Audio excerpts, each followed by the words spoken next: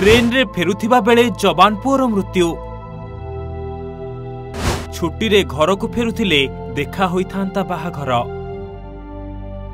घर को न आसी सीधा श्मशान को गले।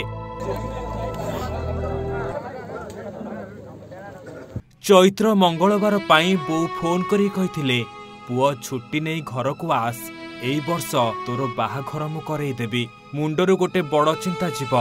युद्ध भूमि घर को छुट्टी आसुथिला पुआ। गाँव रे यात्रा लागिथिबारु घरे पहुंची टिके मजामस्ती करि थांते।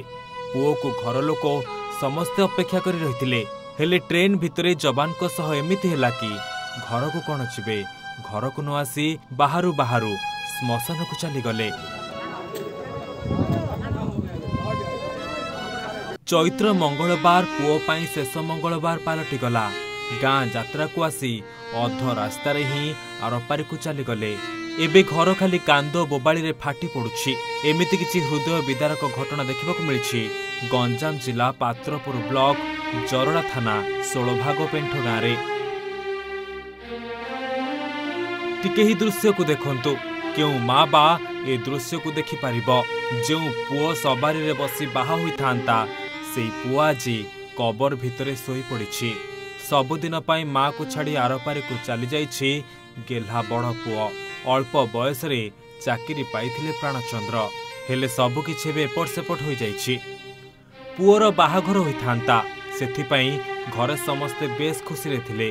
जवान पुओ आसीबा कथा सुनी माँ केते कोण रांधि रखिथिला पुओ को कोଳରେ बसेई खुआई देई थांता, हेले अचानक केमिति सब होइगला। जवान जनक हेउछंती उक्त गाँर रामचंद्र बेहेरांको पुओ प्राणचंद्र बेहेरा।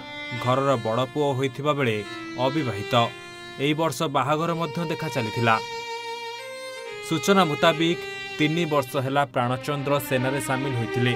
तेबे चैत्र मंगलवार पाई से घर को छुट्टी रे फेरुथिले, हेले मालदा स्टेशन रे ट्रेन रु पड़ी तांकर मृत्यु होइथिबा मंगलवार रेलबाई पुलिस फोन करी घर लोकन को जणाइथिला।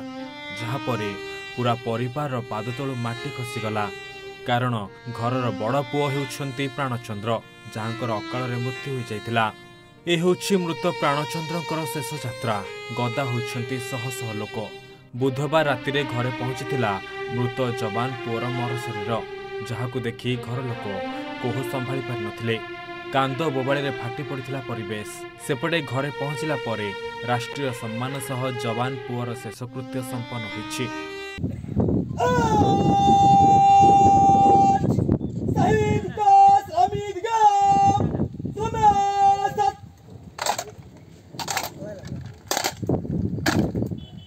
चिकिटिरु ईश्वर महाराणा रिपोर्ट, ओडिशा भास्कर।